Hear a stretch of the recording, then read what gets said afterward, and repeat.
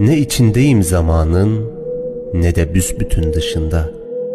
Yekpare geniş bir anın parçalanmaz akışında.